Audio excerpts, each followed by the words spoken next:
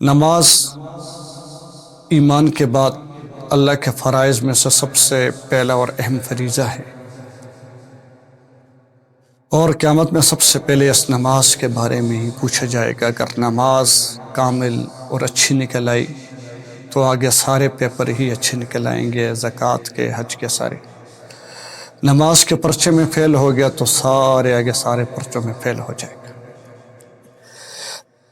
اب غور طلب بات یہ ہے کہ نماز کو اتنی اہمیت کیوں حاصل ہے؟ کیا آیا جو انسان ظاہری نماز پڑھتا ہے یہی انسان کی یہی نماز ہے، یا نماز انسان کو پوری زندگی کی ترتیب بتاتی ہے؟ تو ہر چیز کا مقصد ہوتا ہے، نماز کا مقصد ہے ہماری 24 گھنٹے کی زندگی صفت صلاۃ پر آ جائے، نماز والی بن جائے ہماری 24 گھنٹے کی زندگی۔ اس لیے علماء کرام فرماتے ہیں نماز بقدر زندگی، زندگی بقدر نماز، جس کی نماز جاندار اس کی زندگی شاندار ہو جائے گی، اور جس کی نماز جاندار نہیں اس کی زندگی شاندار کبھی بھی نہیں ہو سکتی۔ اب یہ انسان کو یہ 24 گھنٹے کی زندگی کیسے نماز انسان کو اللہ کے احکامات باقی 24 گھنٹے کی زندگی پر کیسے لے کے آتی ہے نماز؟ اور طلب بات یہ ہے کہ نماز کے اندر مسئلہ یہ ہے کہ انسان کانوں کا مسئلہ یہ ہے کہ یا تو امام کے پیچھے تو جہری نمازوں کے اندر اس کی قرأت سنے، یا انسان اگر اکیلے پڑھ رہا ہے تو اپنی سنے، اتنا پڑھ رہا ہے جس کو سنے، تیسری بات نہ سنے۔ کوئی آدمی آ رہا ہے کہ نماز کے اندر کھڑا ہے، باہر کی کوئی بات سن لی، سلام پھیرنے کے بعد اس کو بتا دیا کہ فلاں مسئلہ جو ہے یہ ایسا ہو گیا، اس کو جواب دے دیا، گویا وہ نماز میں حقیقت کے اعتبار سے موجود نہیں تھا۔ اب نماز کے اندر اس کے کان صحیح نہیں استعمال ہوئے، لہٰذا یہ اپنی باہر کی زندگی کے اندر، گھریلو زندگی کے اندر بھی اپنے غیبت سے نہیں بچ سکتا، کیونکہ نماز کے اندر اس کے کان صحیح استعمال نہیں۔ آنکھوں کا حکم یہ ہے کہ انسان جب قیام کے اندر کھڑا ہو تو انسان اپنے سجدے کی جگہ کو دیکھے، رکوع میں ہو تو اپنے پاؤں کی انگلیوں کو دیکھے، اور سجدے میں جائے تو اپنے ناک کو دیکھے، ناک کے اگلے سرے کو دیکھے، اور جب انسان اتحیات میں بیٹھے تو اپنی جولی پر نظر ڈالے۔ تو اب نماز کے اندر کبھی کنیکشن سے ادھر دیکھتا ہے، کبھی ادھر دیکھتا ہے، کبھی آسمان کو دیکھتا ہے۔ اب نماز کے اندر اس کی آنکھ کا استعمال صحیح نہیں ہوا، لہٰذا یہ کبھی بھی باہر کی زندگی کے اندر اس کی آنکھ جو ہے اللہ کے احکامات کی تکمیل نہیں کر سکتی، کیونکہ اس کے بننے کی جگہ نماز تھی۔ اسی طرح ہاتھ باندھنے کے یہ ہے کہ انسان جو ہے حد الوسع انسان اپنے ہاتھ پاؤں کو کبھی دائیں بائیں نہ لے کے جائے۔ کوئی آدمی نماز کے اندر ہی کبھی داڑھی پر ہاتھ پھیر رہا ہے، کبھی جو ہے سر کی ٹوپی ٹھیک کر رہا ہے، کبھی کپڑے ٹھیک کر رہا ہے۔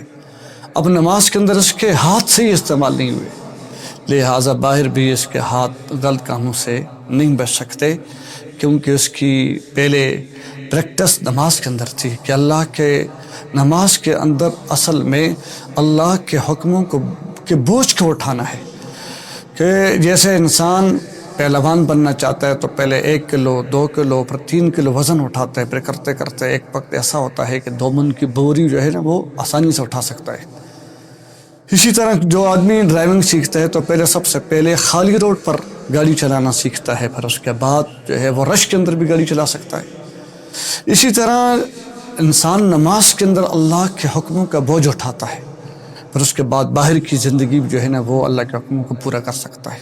جو نماز کے اندر اپنے شرمگاہ کی حفاظت نہیں کر سکتا، اپنے ہاتھ کی حفاظت نہیں کر سکتا، اپنی سوچوں کی حفاظت نہیں کر سکتا، اپنی زبان کی حفاظت نہیں کر سکتا، اسی طرح اپنے کانوں کی حفاظت نہیں کر سکتا، جہاں جہاں استعمال شریعت نے بتائے ہیں، کہ گویا اب جو ہے اللہ تعالیٰ فرماتے ہیں ان الصلاۃ تنہی عن الفحشاء والمنکر، بے شک نماز بے حیائی اور بری حرکتوں سے روکتی ہے۔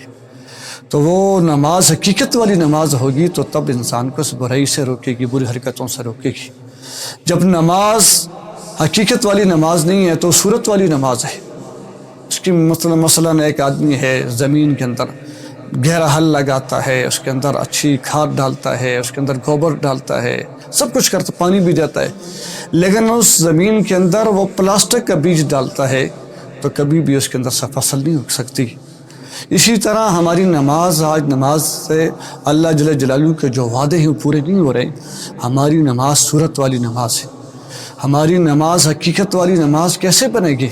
جیسے اللہ کے نبی صلی اللہ علیہ وسلم فرمایا صلو کما رأیتمونی اصلی، نماز ایسا پڑھو جیسے میں نے نماز پڑھی، جیسے آپ صلی اللہ علیہ وسلم نے سے ابوبکر صدیق رضی اللہ عنہ نماز سیکھی، عبداللہ بن زبیر رضی اللہ عنہ نماز سیکھی۔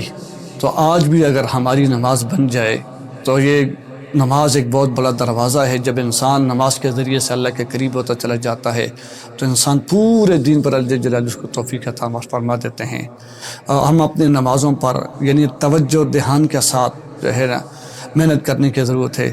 اللہ ہماری نمازوں کو ایسا بنائے جیسے حضرات صحابہ کرام کی نمازیں تھیں، انہوں نے مردے زندہ کرائے، انہوں نے آسمان سے بارشیں جل جلالہ کے حکم سے برسائیں، زمین کے اندر سے کنویں نکلوائے اس نماز کی برکت سے۔ آج بھی اگر ہم نماز پر توجہ اور فکر کریں اس کے اوپر، آج بھی ہماری نماز حقیقت والی نماز بن سکتی ہے۔